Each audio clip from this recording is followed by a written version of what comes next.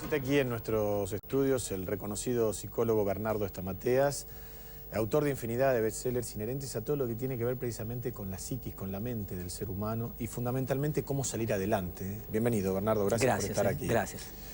A ver, en principio, ¿no? La pregunta es, ¿cómo se sale de esto? Fundamentalmente, para aquella persona que perdió un familiar, no debe ser lo mismo aquel que pierde un hijo que el que pierde un padre. No sé, esto de la categorización me lo va a decir usted, de la mujer embarazada que pierde a su marido a punto de dar a luz, y del que se salvó y se debe preguntar por qué yo y no otros, ¿no? Yo estaba predestinado a salvarme, pero que padeció ese infierno. Pero vamos por partes, vamos a aquel que perdió un familiar. Estamos hablando de un duelo traumático, y el duelo traumático sabemos cuándo empieza, sabemos cuándo empezó, no sabemos cuándo va a terminar. La experiencia de desorganización emocional en un duelo impensado, abrupto, traumático, es un proceso que hay que acompañar porque trae consecuencias emocionales, una cicatriz invisible, una cicatriz psíquica invisible a los ojos, pero que la persona le trae una desestructuración completa. Ahora en una fase de shock. Vos sabés que la mente, cuando vive una experiencia traumática, uno de los mecanismos que tiene para defenderse es la anestesia emocional. Es decir, como que toma distancia, como que lo cuenta que en realidad le pasó a otro, como que todavía no me pasó bien del todo, ¿no? Como veíamos en el testimonio, un poco el mecanismo de negación. Bueno, todo sigue como que sigue igual, entre comillas.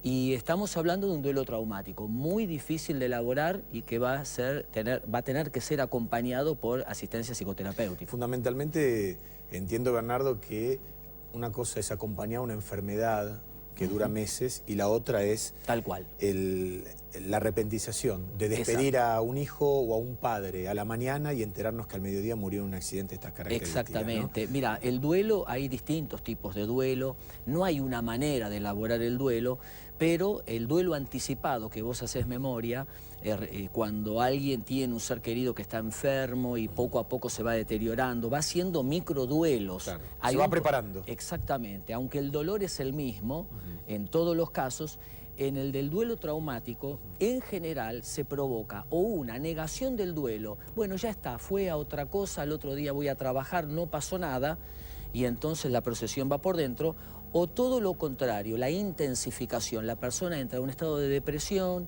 de angustia total, de desorganización interna muy grande, y entonces hace falta. El duelo no es una enfermedad, el duelo se acompaña, pero el duelo traumático hace falta una atención psicológica y en muchos casos psiquiátrica también. ¿Hay algún tipo rasgo de culpabilidad respecto de aquel que se salvó? Claro, tal cual, claro, es la culpa del sobreviviente que se llama. ¿Por qué yo sí y él no?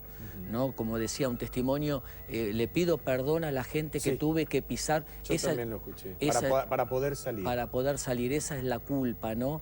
La culpa y el autorreproche. El autorreproche es lo que uno se dice a sí mismo por la impotencia de no poder hacer nada. Entonces la bronca va dirigida contra sí mismo, eso es la culpa es bronca contra uno mismo. No merezco yo estar vivo cuando alguien ha muerto. Y ese proceso de culpa hay que acompañarlo. Los familiares de los sobrevivientes, Guillermo, juegan un papel clave ahora. ¿Por qué? ¿Por qué? Porque frente a un hecho traumático, este punto de ruptura emocional tan grande, va a haber sí o sí síntomas, sí o sí, en todos los sobrevivientes, desde dificultad de tomar decisiones, olvidos, pesadillas, ansiedad, tristeza, bronca, etc. Perdón, volver a viajar en el tren. Estamos hablando de la mayoría, que es gente muy humilde, cuyo medio de locomoción cotidiano es este. Volver a conectarse otra vez con el contexto que generó este trauma. Ahora, si la familia acompaña bien, porque estos son los síntomas a corto alcance, pero después tenemos que hablar a largo alcance, que son las experiencias que llamamos de estrés postraumático, donde la persona tiene hipervigilancia, pesadillas permanentes, la gente que vio los cadáveres, la sensación de descontrol interno, depresión, etc. Entonces, la familia ahora juega un papel, el colchón afectivo es muy importante. A ver, Bernardo, me gustaría hacer hincapié en ello, porque hay mucha gente que no tiene dinero para poder pagar un psicólogo. Correcto. No digo dinero, ni siquiera tiempo. Esta gente por ahí tiene 1, 2, 3 trabajos, gana lo mínimo indispensable. Por eso me parece que sí, la mayoría probablemente tenga una familia que lo pueda contener. ¿Qué consejo le podemos dar a esos familiares que tuvieron un accidentado, pero en este caso que se salvó y que van a tener que estar muy detrás de esta persona? Perfecto. A los chicos, hablarles, explicarles lo que pasó. Hablarles. Los chicos expresan los síntomas más fácil que los grandes. Son más laxos, más flexibles, lo muestran. Los pediatras lo saben muy bien eso. Hablarles, permitirles que jueguen y que canten. Es decir, permitirles la expresividad, porque los chicos, a través de las canciones, del juego, expresan lo que es difícil dejar de decir, de poner en palabras, ¿no es así? Claro. Y los grandes, apagar el piloto automático, las frases hechas, bueno, pero te salvaste, no es nada, pensá para adelante, esto es positivo, estar en silencio, la escucha siempre es sanadora. O sea, escuchar al que lo padeció. Exactamente. Que haga una catarsis, que hable. Fundamental. En psicología tenemos un aforismo que dice, cuando expresamos lo que tememos, deja de ser peligroso. Ayudar a la persona a hablar, cómo te sentís, seguro, estás con mucho dolor, contame.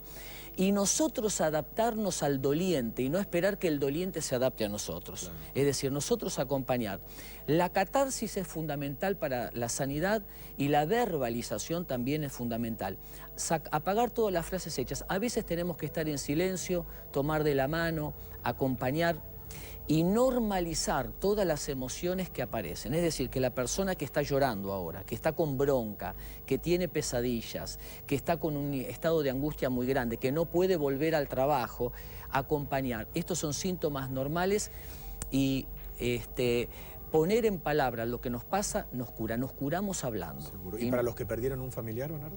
Y para los que perdieron un familiar, buscar ayuda terapéutica. Es clave. Estamos frente a un duelo traumático muy difícil de elaborar que, como te decía, no sabemos cuándo va a terminar y que el proceso terapéutico es muy importante para que el dolor no se mezcle con el sufrimiento.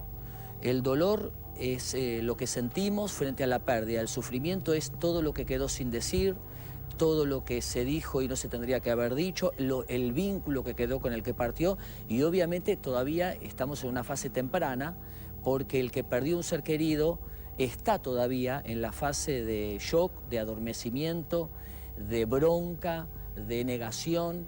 Entonces la ayuda profesional es clave acá también. Bueno, Bernardo Stamateas ayudándonos a cómo contener a aquellas personas que hoy están sufriendo, que lamentablemente son muchas. Gracias, Bernardo, por haber estado aquí. Gracias. Hacemos la pausa.